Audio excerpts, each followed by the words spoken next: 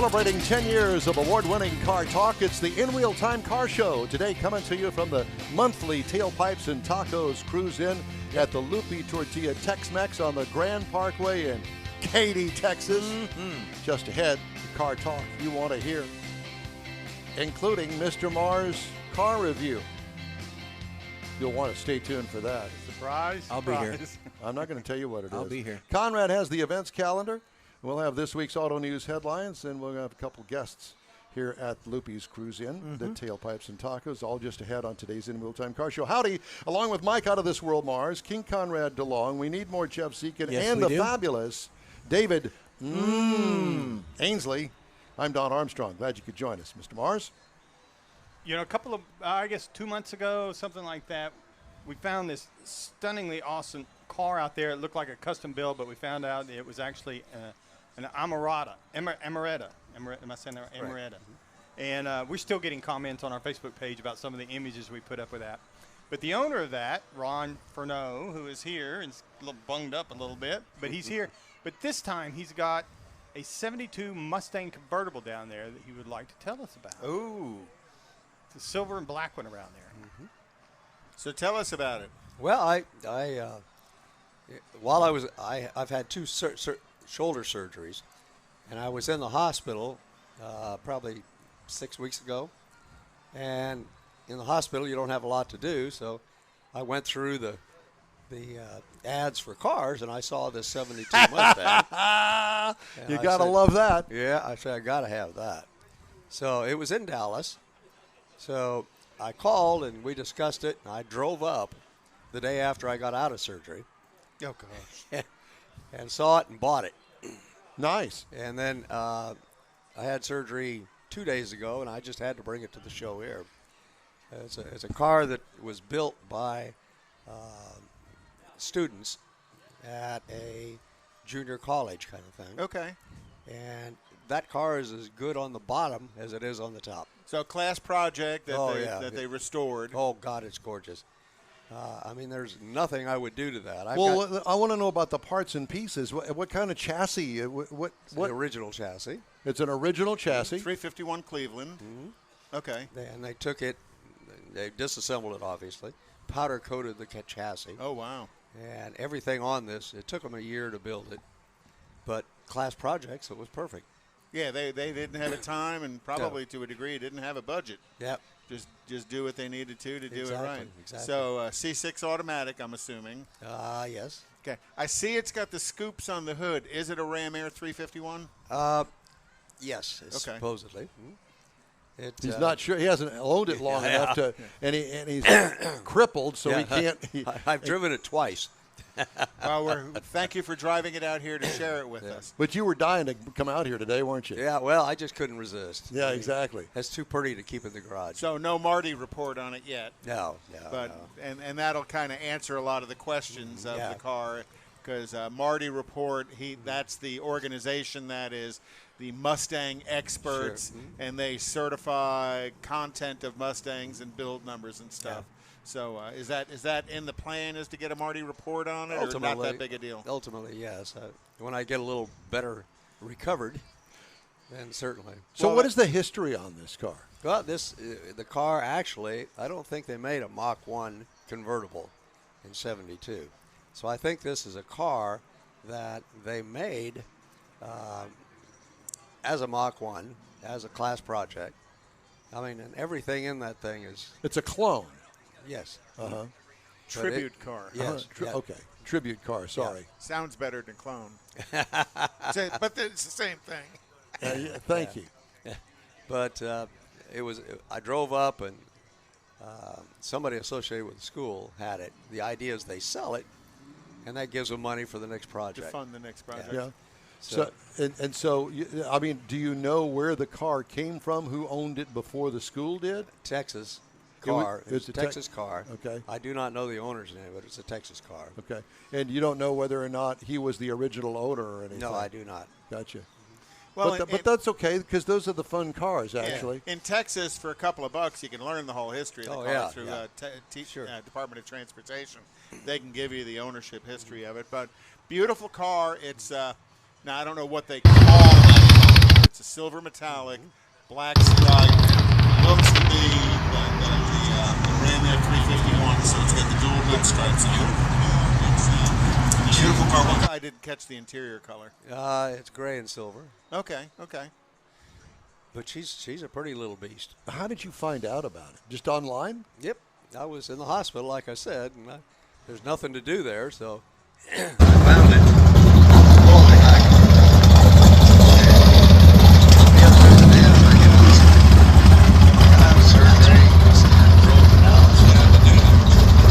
You are hardcore. 3 years in the military.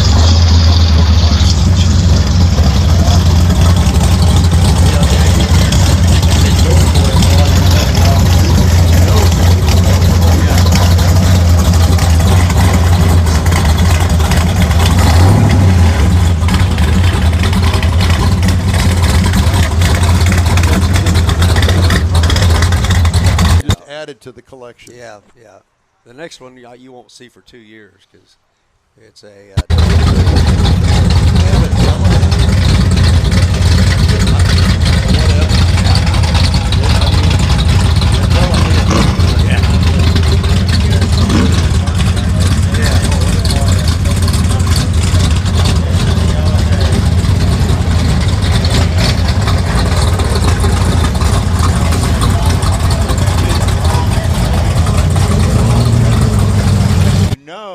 Were hand formed. Sure. You know, they weren't stamping stuff back then like they are today.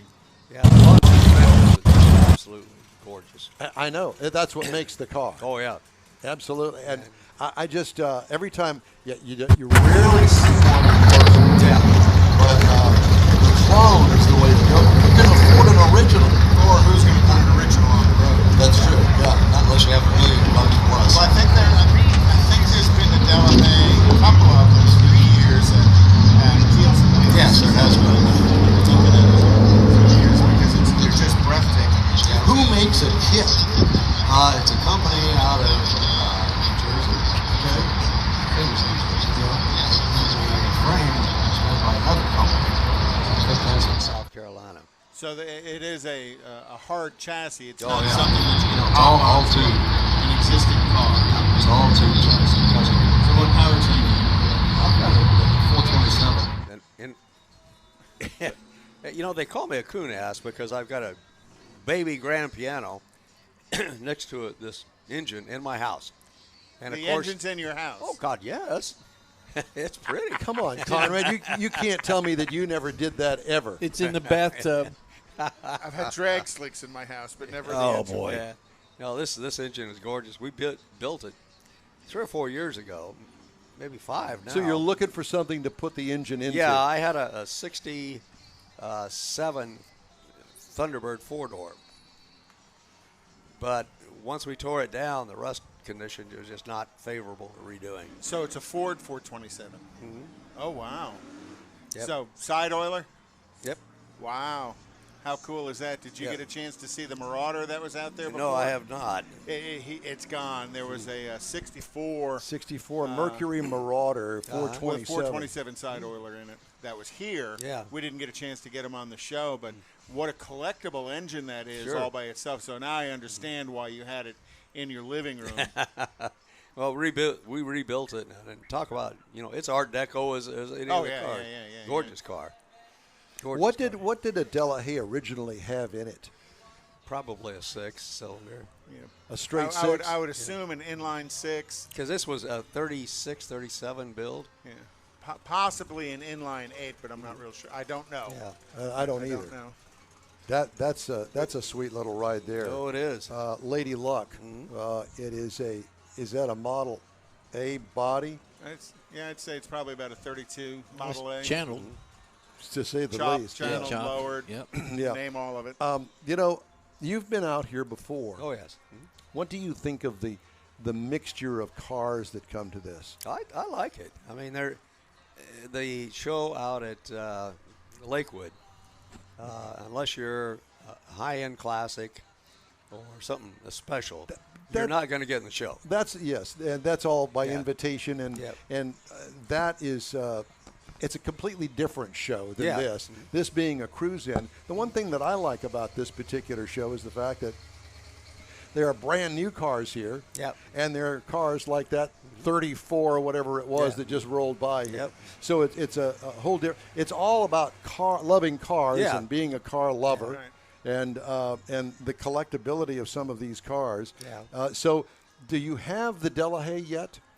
We've ordered the frame, Okay. and it takes 3 months, 4 months. Okay. And then once we get that, we'll go ahead and order the body, because that takes 5 to 6 months. And So they build it by your order. There's Yes, not exactly. sitting on the shelf somewhere. No. Right. It, what we'll do is we'll buy that, make sure the frame, we'll put the engine in it, make sure we've got all the metal right, make sure it's powder coated. So do they need to know what engine you're putting in it? So, So they can if they build. need to widen up the engine bay Yeah. a little bit for the And- dimensions of the V8? Yep. Where did you say the body is being produced? The body is, I think it's, where is it, Jeff? Pennsylvania, okay. Delahaye, Delahaye, USA. I'm going to have to search them. See Yeah. the USA in your Delahaye. Yeah. Sounds like a Chevy commercial I think to me. so. Exactly. So, but you have other cars. Mm-hmm.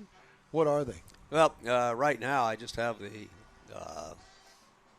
Armaretta. Armaretta and the Mustang. Okay. The Thunderbird, we got into it. We couldn't salvage the body. Yeah. It's supposed to be sold as rust-free. I should have known better. Oh, gosh. Yeah, because it came from Minnesota. Oh, yeah. Everything's rust-free in Yeah. Minnesota. Yep. You can listen to a car rust in Yeah. Minnesota. Exactly. So I got stung on that, but it wasn't too bad. I mean, I got an engine out of it, so that'll be fun to drive.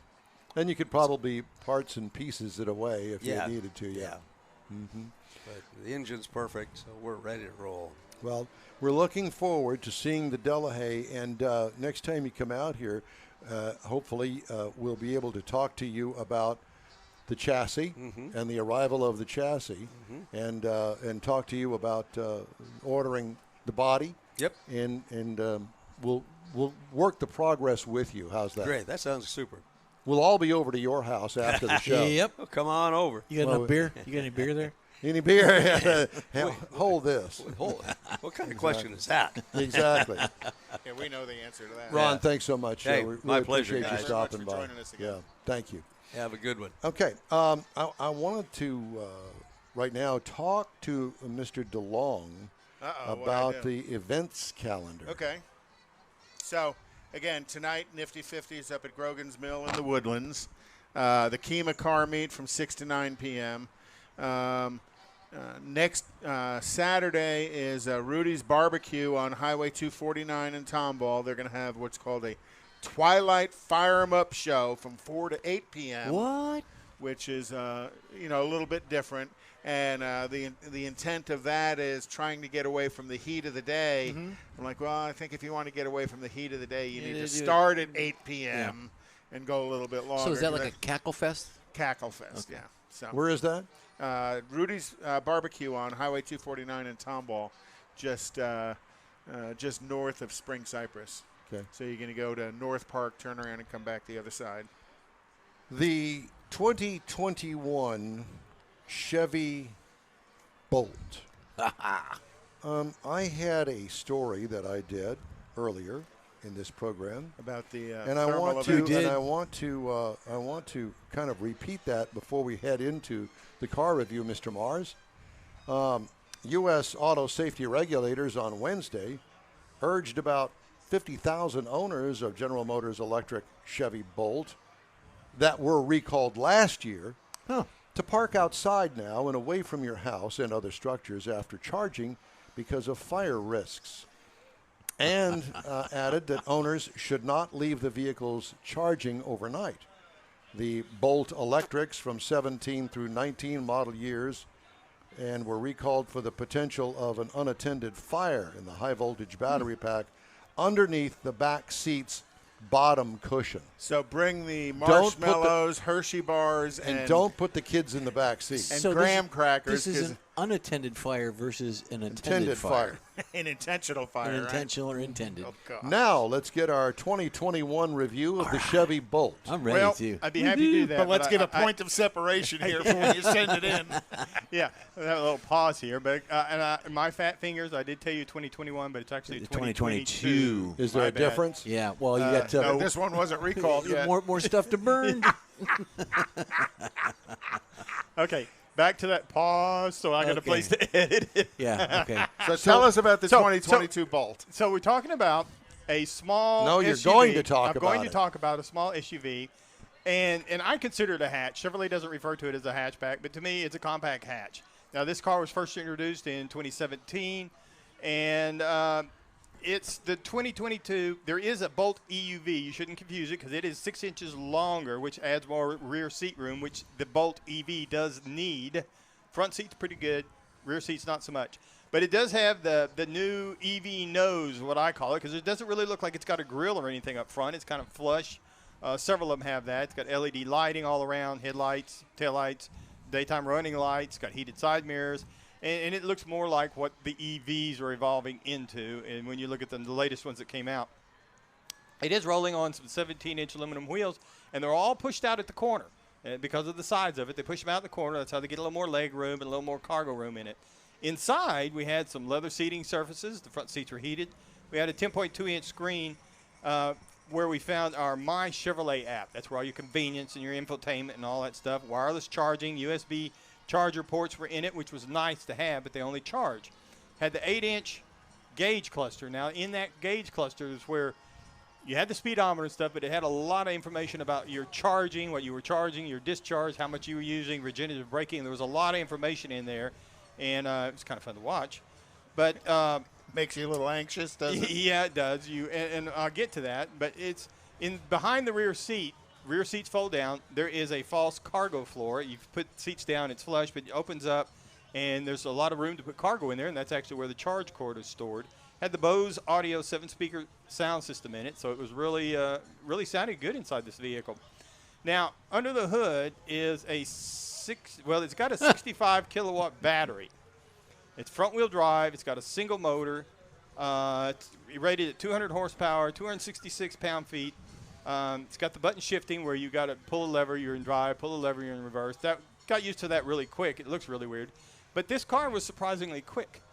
It would, I'm told, rumor has it, it would spin the tires a little bit under the right circumstances. Oh. He is such a liar. I know. He's the one that has the big, heavy lead foot, and he's the one that floored it away from the stop sign. On the Bolt EV, it's going to be a lithium-ion foot. You spray me, and I'm going to slap you with it next week. So the EPA says that this vehicle should be rated for 131 miles in the city, 109 on the highway, and 120 miles per gallon equivalent. Now, I couldn't figure out how to convert all of what I did that week into what I actually got for the week. I will tell you that we put some miles on it. It ran quick. It was smooth.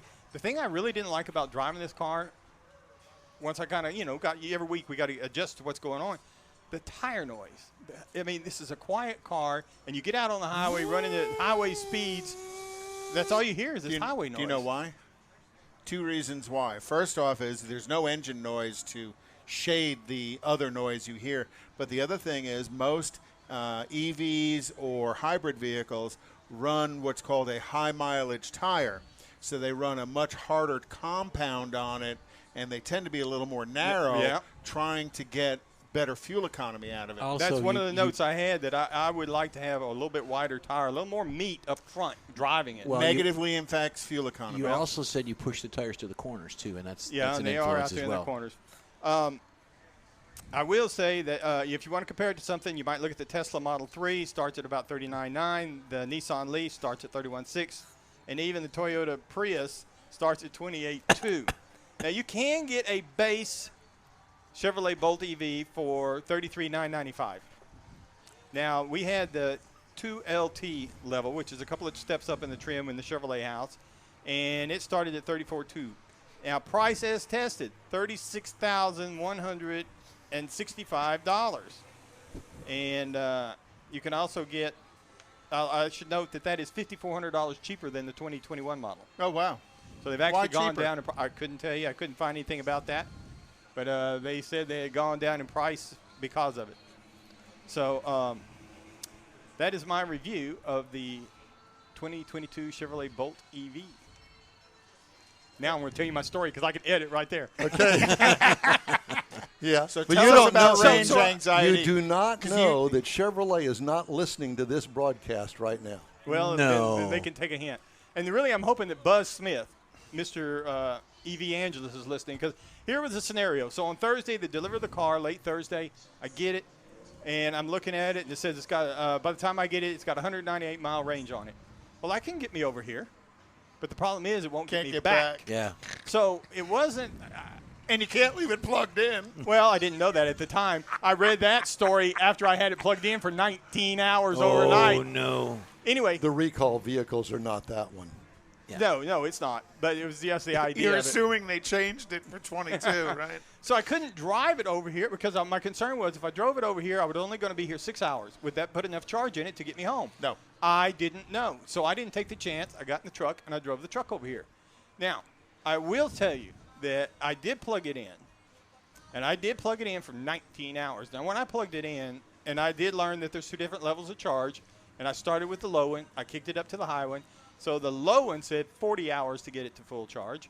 The high speed, when I kicked it over to the other one, said it was only going to be 34 hours to kick it up to high charge. Oh, big difference. Can I make a suggestion? Next time, take it up to a fast charger like an EV Go. Yeah. 30 Buc-ee's. minutes, you get 80%. 20 miles to get to it from me. Yeah, you burn your. Gotta But let me- remember, he lives in Hooterville. Yeah, but let me tell you this, too. This is something I found because I was looking at it.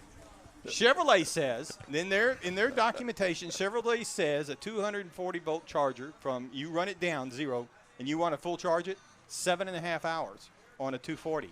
If you do that with a 120-volt, you can figure on gaining 4 miles for every hour you have it on charge. 4 miles. For every hour you have it on charge using the 120. So, in other words, don't even bother plugging it in. Well, if you were trying to get up to 100 miles, what is that, 25 hours? And so At Don's house, no less. Well, I mean, Yeah. you got the same problem as I got. It's not, it's not something there. But Thank and God. I guess, Now, I never go to Whole Foods for anything, and for many reasons, but they do have the EV Go charging station, and in 30 minutes I can get an 80% charge of whatever. yeah. Well, one of the things about the EV cars is you're trying to top off above 50% charge. You're right. Which is where they charge much, much slower. Almost like a Right. trickle So charge. if you are at packing it 10% in. remaining charge and 90% charge available, it charges faster on the bottom half of it and then slows down on the top half I'm of it. with you, and I thought, okay, well, that'll work. I could still take it and drive it, but by only having 6 hours here, and I had to get back because I had another appointment, using their calculations, I couldn't charge it enough to get home. Yeah, you'd had to stop in Baytown for another 6 Right. hours and then And stop so- in Winnie for and another so to 6 me, hours. it's not so much a range anxiety issue. This is a change in lifestyle. Well- You can't sit there and say, okay, I can't just go out there and drive 150 miles to go to do something in Houston and expect to go over there, do it, and then come back. What are you doing? You preaching to the choir? Is it the No, I'm pot just calling saying, the kettle black? No, What? I'm saying it's not so much range anxiety from my perspective at this point. I understand the range anxiety, but it's you got to change your lifestyle and you got to plan around this. And that's what next time we talk to Buzz. But it's a lifestyle car. No. When Chevrolet released the Bolt, it was only sold in major metropolitan areas. It was sold in L.A., it was sold in Los Angeles, it was sold in Chicago, That's D.C., LA. and New York. I'm sorry, San Francisco. San Francisco, Los Angeles, Chicago, Washington, D.C., and New York. And Is that's that the only because of place the they- infrastructure? It wasn't just the infrastructure. But it was the the range. low mileage driving habits of those people. yeah, and I could see, even Don, what'd you say? It was 30, 40 miles to work for you? Round Yes. trip, 60. So you could go 2 days on a full charge. The problem is you couldn't full charge. You'd have to go someplace to charge it full Because overnight. guess what? They don't have that at work. No. There's the problem. Yeah. Yeah. Because jet they don't fuel. have a fast charger at work. So I'd have to plug it into 110. Well, I might as well not plug it in. Well, there was a note in here that in a lot of cases, GM will put that 240 in your house. You buy one of these, they'll put that 240 in, which in your case. But not for free. Yes. if you buy one of these. Okay. I guess they roll it over into the price. Probably. So there's But a cost so for you it. could drive it. You could drive it 100 miles a day to work and back, But and charge it overnight. But I want a car that I can go wherever I want to go. But that's the other Stop car. at Buc-ee's over here and spend 5 minutes putting 25 gallons worth of gas that'll get me 300, 400 miles on that tank of gas and be out of there in 5 minutes But if I that- didn't buy my beaver nuggets. But that's a different lifestyle. That's what I'm saying. And you would need a different vehicle to do that. It's- the Bolt is a lifestyle vehicle that's made for urban traffic driving. It's small. It's easy to park. It's and I can short run. I can see that university students running around town. My wife, other than the fact she thinks it's too Are small. you still think you're married? Well, I was at least till 2:00 this morning. She could my. drive around. Her driving habits. This car, she could go Right. a week easy. if maybe you had even a 240 charger. Right. You'd have to have a 240 Well, I think charger. she could almost go a week with her driving habit without charging it at all. But you know what? If I'm going to have a second car, it's not going to be that. No, me either. I'm just saying. But And there Buzz- are some people I have a that different that's- perspective of. Buzz has a now. great, I understand where he's coming from, but I'm not going to sit down and calculate how I'm going to charge the car on a road trip that goes from Dallas to San Antonio to Houston to Austin and Dallas. and each high voltage Not gonna charger do you need that. to find. Are you going to do that? Nope. Hell no, I'm not going to do that. No. No, who's going to do that? No. He does. We were talking about, Becky was talking about taking the girls on a trip, Palo Duro Canyon, Grand Canyon, just, something before school starts. And Not I'm in sitting- that. No. or any of them like that, because now you got to sit there and say, okay, well, I got to go here and I got to stop. And I have to stay there for 18 Oh, the hours. car's going to Take tell 3 me. teenagers into Buc-ee's for 30 minutes and see how much that'll cost you. The car to tell you where you need to stop. Yeah, it'll tell you where to need to stop. 20 miles off the highway is the closest charging station. Well, good luck Well, that's with what that. I'm saying. It's 20 miles from me to the EV Go charger. Well, and if you think about anyway. the whole story behind it is, they've been selling this since 2017 in California, and now they've had all those fires in California. Maybe that's all They got a related. charging station. The In-Wheel Time Car Show streams on Facebook, YouTube, Twitch, and InWheelTime.com. Podcasts available at your favorite podcast provider. The In-Wheel Time Car Show continues right after this quick break. We all know about aftermarket and online parts stores, and each one has something to offer, but they don't offer original factory parts. That's where Bayway comes in. For original factory parts, visit the Bayway stores first. Give them a call or stop by. Bayway Chrysler Dodge Jeep Ram, Bayway Chevy, and Bayway Lincoln carry a complete line of parts for the do-it-yourselfer. Keeping your newer classic original means a lot, and you can count on these fully stocked parts departments to help keep it that way. Bayway Chrysler Dodge Jeep Ram, Bayway Chevy, and Bayway Lincoln, keeping it original. Tailpipes and Tacos, Houston's premier monthly car cruise-in, returns Saturday, August 21st at 2 Loopy Tortilla Mexican restaurants in Katy and inside the Loop on the Southwest Freeway near Kirby. Tailpipes and Tacos is free and everyone is invited. You'll see collector cars, hot rods, customs, magnificent originals, and resto mods at 2 locations. Cars from all over Southeast Texas cruise in and show off in a friends and family event at the Loopy Tortilla Mexican Restaurant on the Grand Parkway at Kingsland Boulevard just south of I-10 in Katy, and inside the Loop on the Southwest Freeway near Kirby. Drag racer, car enthusiast, and Loopy founder Stan Holt brings you Houston's hottest cruise in. Tailpipes and Tacos at Loopy's inside the Loop on the Southwest Freeway in Kirby, and in Katy on the Grand Parkway just south of I-10, where you'll see the In-Wheel Time Car Show. Get your ride ready and we'll see you at the Tailpipes and Tacos Saturday morning cruise-in at Loopy's in Katy and Kirby, August 21st, 8 to 11 a.m., weather permitting. You see all the new ceramic car wash cleaners on TV now, but John Gray at Gulf Coast Auto Shield has been using ceramic coatings on Houston's most expensive cars for years, and he'll tell you that nothing beats the real thing. Gulf Coast Auto Shield installs a coating over your paint that actually comes with a warranty. If you just picked up your Lambo, your Aston Martin, Porsche, Ferrari, any other exotic car, chances are your car will have company that have already found Gulf Coast Auto Shield. Now, you don't have to own an exotic. Maybe you got a truck, an SUV, or even an older vehicle that needs a little love. Well, let John Gray give it a look and give you an estimate on refurbishing that paint and making your vehicle look new again.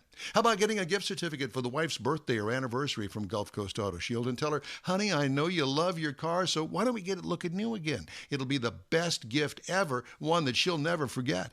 Get hold of John Gray at gcautoshield.com or give him a call, 832-264-0670. Gulf Coast Auto Shield.